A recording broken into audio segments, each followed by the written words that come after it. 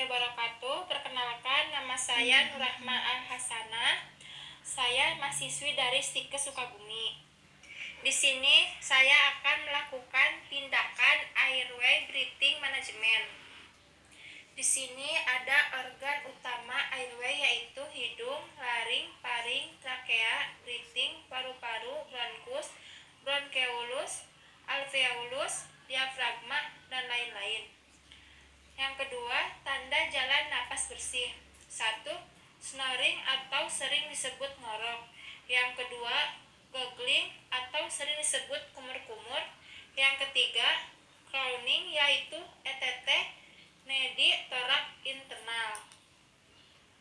Tanda fungsi breathing dan ventilasi yang adekuat, tidak ada apne, tidak ada cyanosis, respirasi adekuat 10-20 kali per menit, lebih dari 95%. Yang keempat, organ utama fungsi breathing dan ventilasi yaitu untuk melancarkan jalan napas. Selanjutnya, alat resusitasi dipersiapkan dan dicek fungsinya. Yang ke-1 yaitu ada stetoskop, yang kedua neck collar, yang ketiga oropharyngeal airway, yang keempat oksigen non-breathing, dan yang kelima ID thorax synthesis. Tidak ada kendala dan kerusakan. Alat didekatkan, lakukan 3A. Aman diri, mencuci tangan, lalu memakai handscoon.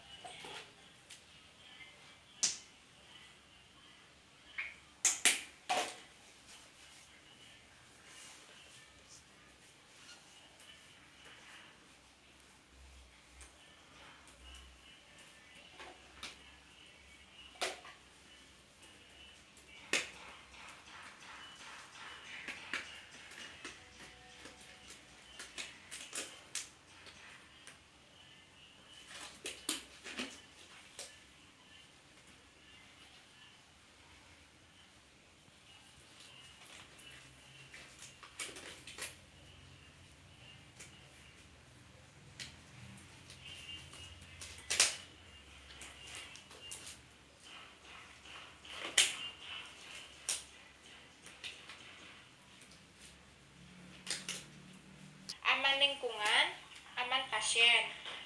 Lalu pasien diposisikan terlentang dengan siderler dipasang dan dikunci bingkernya.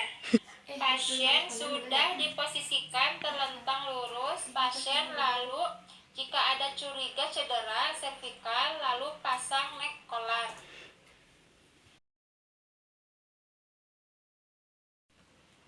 Cara pasangnya, letakkan bagian neck collar yang bertekuk tepat pada dagu. Lalu rekatkan dua sisi neck collar satu sama lain. Pasang bantal pasien di kedua sisi kepala. Selanjutnya, pasien mengalami gangguan airway snoring. Cara tindakannya, sleep atau jaw thrust.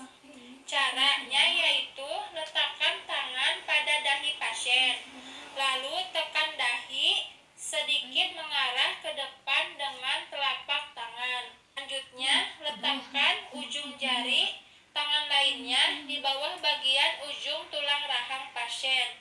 Tengadahkan kepala dan tahan. Nah, selanjutnya, jika pasien ngorok atau snoring, lakukan pemasangan oropharyngeal airway.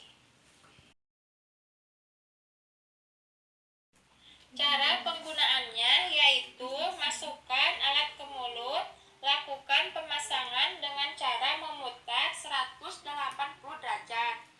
Akan tetapi, teknik ini tidak dilakukan pada infan karena dapat melukai jaringan lunak dioparing. Lepas segera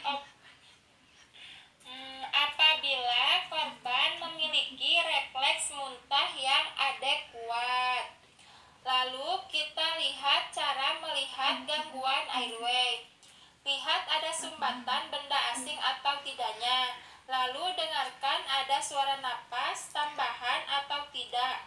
Nah, selanjutnya jika ada suara ngorok dan gurgling atau kayak kumur-kumur pada suara napasnya, kita cek menggunakan stetoskop.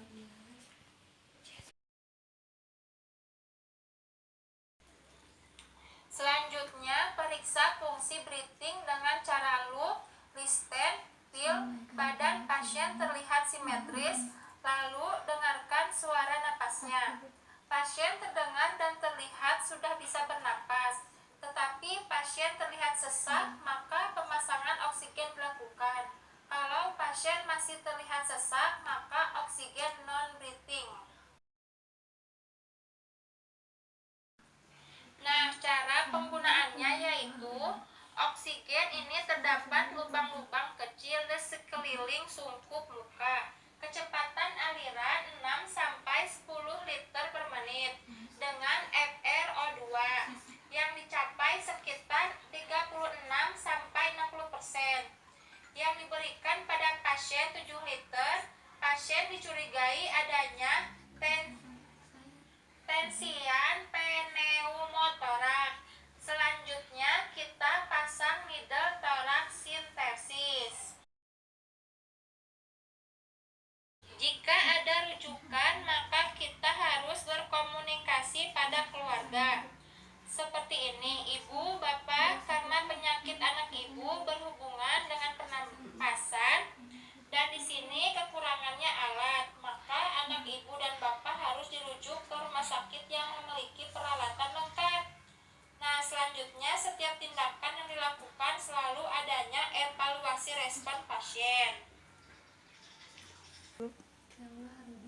Setelah